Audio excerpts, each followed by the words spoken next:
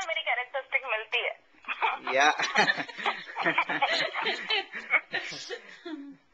Okay, so we have Pankti Jog, aid Sathi working on RTI with MAGP in India, Gujarat, and we are fortunate to have her here visiting us, and we'll go ahead and have an interview with her.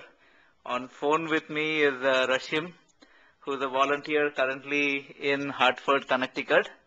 She is also a member of the aid anti-corruption team and follows RTI very well. And she has a long list of questions for Pankti. So Pankti, I'll ask Rashim, go ahead and ask the first question. हाँ, तो हमारे readers के लिए और listeners के लिए सबसे पहले तो पंकति जी आप ये बताइए कि आप कहाँ से हैं, आपका बैकग्राउंड, एजुकेशन, कुछ भी अपने बारे में जो आप बताना चाहें. Okay, I'm basically from Goa, and I reside in a small village in Goa and Karnataka border. I did my masters in Goa, and I was working with National Institute of Oceanography till 2001. Wanted to join some good efforts in social sector, and got the chance during 2001 earthquake, so moved to Gujarat. So since 2001, I'm in Gujarat now. I'm working with RTI, nomadic tribes, and many other issues. तो आपने masters oceanography में की? नहीं, physics में किया. Physics में किया? Yeah. So from physics to oceanography आप सोशल वर्क में कैसे आ गए?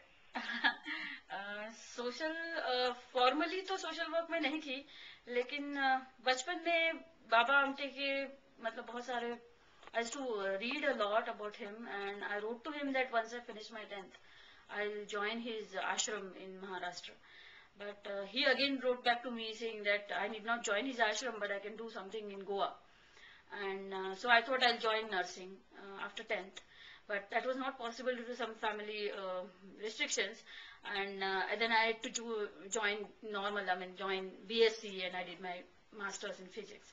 But when we were in college, we used to have one group called Ankur, and with all my friends, many of them are in US too today, and we used to do something for education of children from fishing community.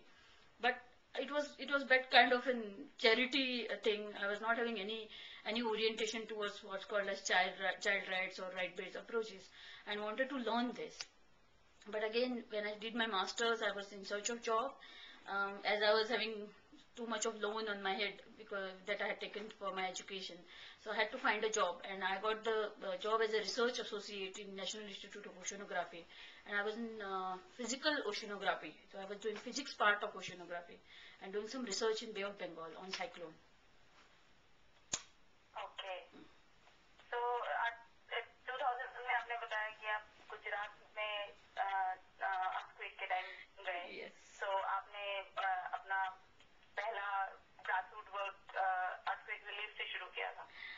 Yeah, actually I joined a bit late in the relief work. So it's actually the relief was okay, but I started working with children who were affected by earthquake, and there were around 1,480 children which were orphan or semi-orphan, single parent जिनके हैं. So I started working with them, rehabilitating them into the extended family, and I was fortunate to get the platform like out of Janpat, which was also having this orientation towards child rights, and they took a stand that every child in Kutch will not go to orphanage, but it will be rehabilitated within the extended family, and government should give proper support, should have special schemes for that rehabilitation.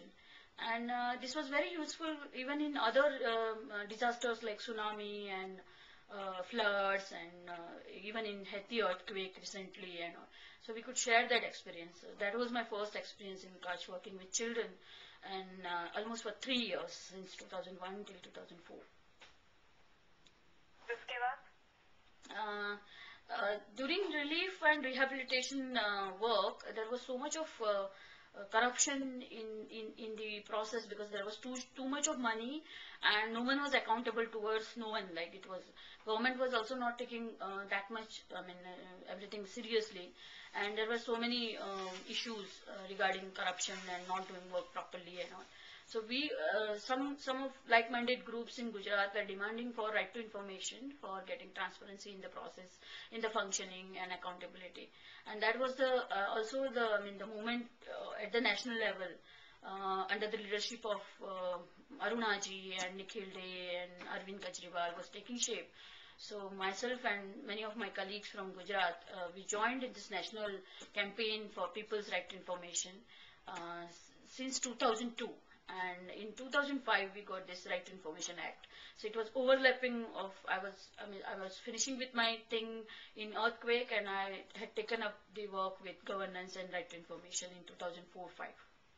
So 2005 was the first time when RTI came to Gujarat? Yeah, because before that we were having one private bill pending in Gujarat Assembly, but it was not passed. And then, since there was a collaborative effort for having national act, we also joined in that. And in 2005, since 12th of October 2005, Gujarat too got RTI Information Act as other state. I'm sure MAGP does not need any introduction in field of RTI. I think MAGP and specifically Gujarat government have been very positive about implementation of RTI. But would you like to share your experiences about how you started, when the act first came in, how you started helping people filing RTI application, and what all you did over a period of years? Yeah. And in fact, Rashim, I would interrupt here. I would rather ask, like, at a personal level, like, what attracted you to this act? Then you can answer Rasim's question. Like, we would like to see what was your personal story that, or a personal motivation when you heard about this act, or what made you think that this is something which you want to take up. As I told you, first time as Mahiti Adhikar Gujarat Pehal, we participated in 2002 in the convention held at Delhi. But my association with right to information began in 2001, late 2001, when I was seeing this no accountability in the kind of relief, rehabilitation, or the work government was doing. There was so much of resource and nothing was coming out. Again, I was having this experience in Goa too, that people are feeling helpless in the democracy. And right to information was one thing which, we were seeing that information can bring this change. And we were having this series of workshops since 2001, 2, 3, for asking for people like how information means to them. And it means a lot to rural people who are feeling that they don't have any voice in this democracy. Another point which which inspired was there was one lady in Panchamahal in tribal areas who was giving information about various schemes to other ladies, other women in rural areas by sitting in the panchayat. And she had come to one of the workshops in 2002, and she shared her experience where she said that information is power, and I can see that change, and that inspired me that I can take up this work. In 2005, we decided as a group that since Act is in place, now there is no point or no need of just having that activism kind of role, or we can go into another role called facilitation along with being activist or being active in pressurizing government of what to do. So we took up the role where we can coordinate with media, the training institutes of the states, the information commissioner, which has key role to play in RTI, and also government as a whole, and of course community, so that we can build an enabling environment for RTI, because RTI is one of the progressive legislation that can make democracy meaningful and that can reinstate the faith of common people, common person in democracy again. So if we can make this enabling environment at initial stage, that common people who is far beyond, he or she is not capable enough to raise voices against big scandals today, but he or she will have that faith that I have a voice and I can at least raise that voice at local level issues and make the difference. So we wanted to concentrate